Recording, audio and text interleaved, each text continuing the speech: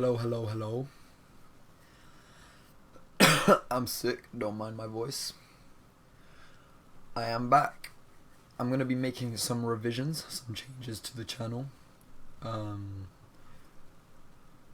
not even going to explain what they're going to be, you're just going to see the time come.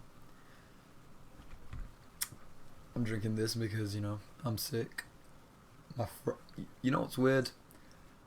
I'm not even sick in the sense of cold or I'm sneezing or I'm coughing. It's just my throat's gone. Anyways, today's comeback video is going to be about my 1 month transformation at home. So, what is a transformation? Well, 100 push-ups at home a day for a month, for more than a month, forever, every single day. It started randomly a while back when I was like, you know what?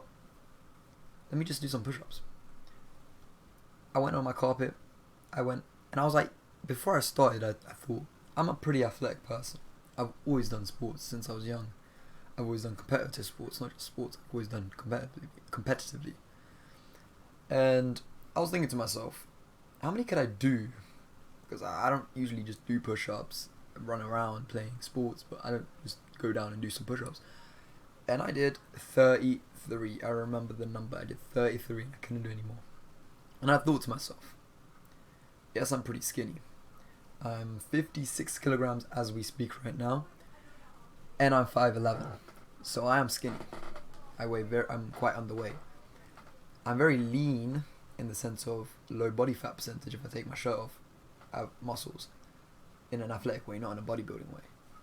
But I was thinking to myself, 33, it's not good.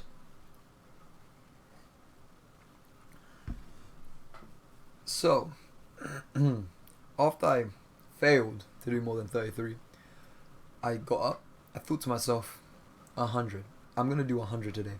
Because I have this distinct memory of when I was young, playing football, European football, American football, playing football, of my coach making us, 5 years old at the time, doing 100 push-ups. For some reason, now it may have never happened, but for some reason, I have this moment of time in my head, and it sticks with me to this day. 100 push-ups. And I remember doing them easily. Like, push-ups, easy. Yes, I was smaller, so maybe if I was to do them then, maybe it was easier, but 33 now only, I can do 100. So throughout the rest of the day, I compiled 20s and 20s, and I ended up doing 100. So this video is going to be a brief, what to expect if you want to do this, because I highly recommend it, and how to go about doing it. Sorry, I was rudely interrupted. What I was saying is I don't expect any one of you who's watching here, I've got a literal athlete in the comments, to go down and do this challenge and straight up do 100 push-ups. I'm an athlete, semi-athlete myself. I couldn't do it. So, do how many you can. Find yourself a number, right? Let's say you did 10. If you did 10, realistically, in a day, you could probably do that 5 more times. Minimum. Without burning your muscles out too much to the point where you're going to tear something. So put yourself as a goal of 50. You know what I mean? You should probably be able to get that. My neighbours are talking so loud. I'm going to have to plot on the demise. Once you've done 50, the thing is, the next day is the worst. Because on the second day,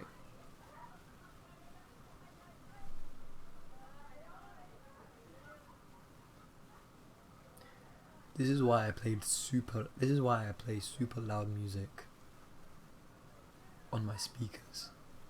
Because I'm almost like this.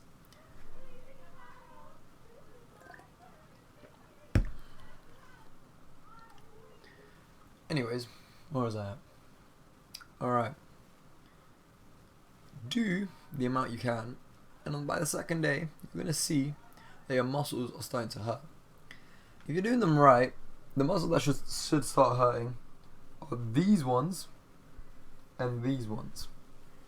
And when you're pushing down, these ones here, you should have the feeling that they're gonna tear. That's how you know you're doing them right. You're on your 6th, 7th, 8th, and you're like, this muscle here is about to tear. You're doing it good. Keep going, because it's not gonna tear. If it does tear, then you're a dumbass. It's your fault.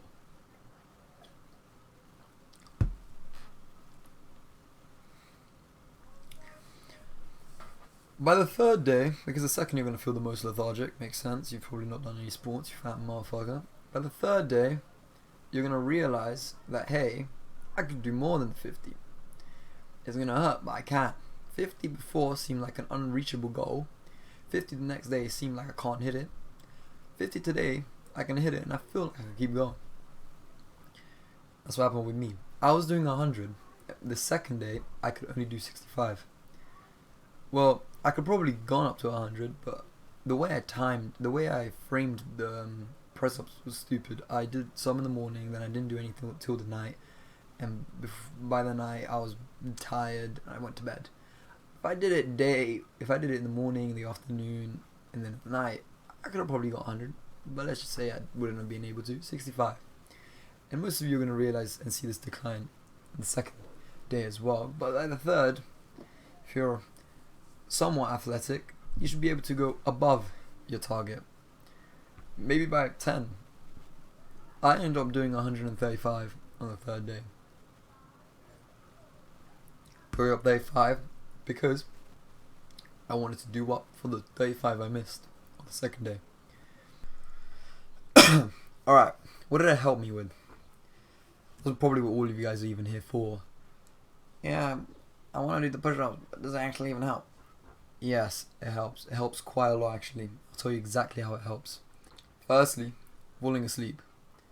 I know nearly every single one of you who's watching this video, all of you fall asleep at like 2 AM, 3 AM, 4 AM. And I know exactly why. Because instead of sleeping, you guys are on this. You guys are chilling on your phones, on your mobile phones, scrolling through TikTok, YouTube, watching YouTube videos. Maybe you're on your TV, maybe not even on your phone. Point being, you're not sleeping when you should be sleeping. That's affecting your testosterone levels, by the way, just so you know. With this exercise here, more than me playing football, more than me playing basketball with my friends, does it make me tired. By day 3 and 4, I was falling asleep at like 10, which is what I was feeling like. I had to fall asleep at like 10, which is unprecedented for me. I don't even get tired at 3 usually. This was putting me to sleep at natural times.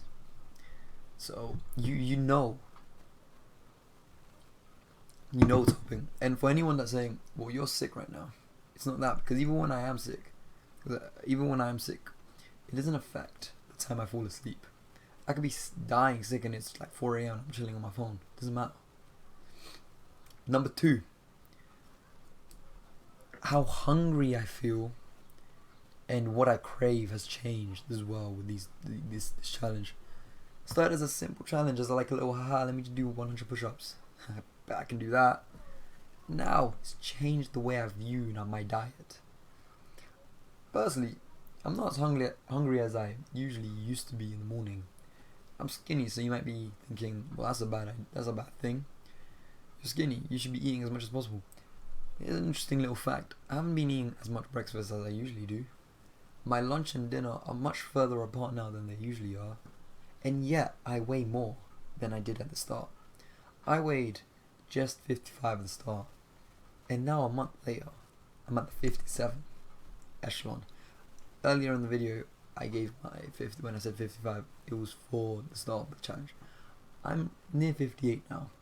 Well, it's not like I've been taking protein powder and eating huge sums of food. This is probably, no, I'm not a scientist, but this is probably just muscle building. I'm not sure. I think that's what it is. I don't know what else it could be.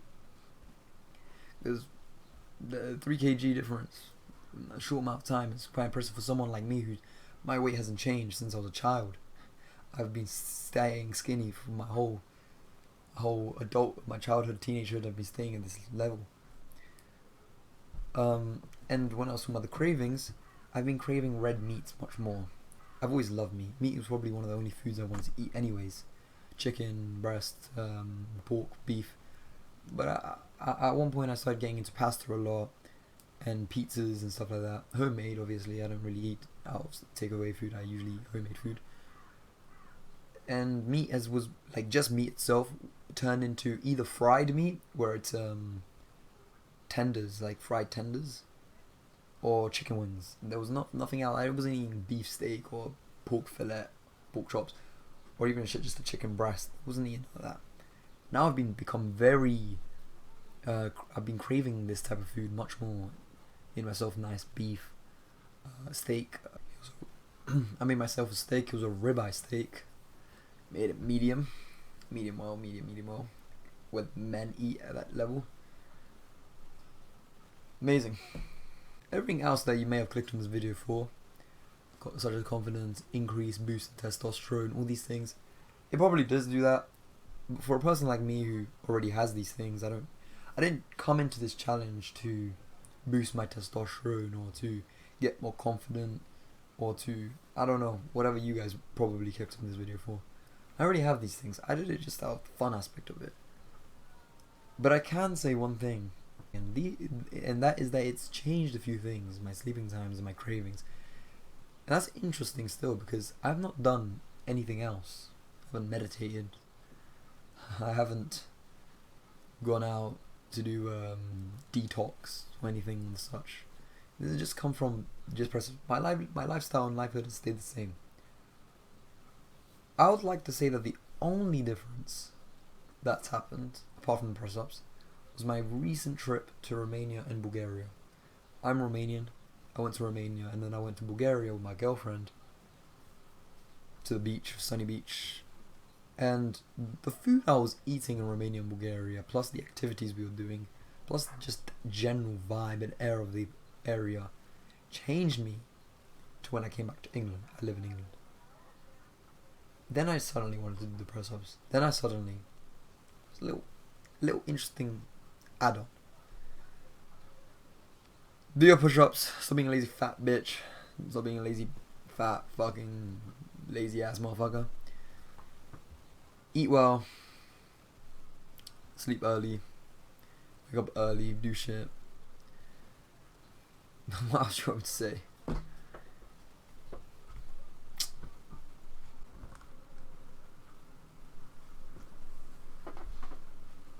If you didn't feel the need to do the press-ups, do them now with me.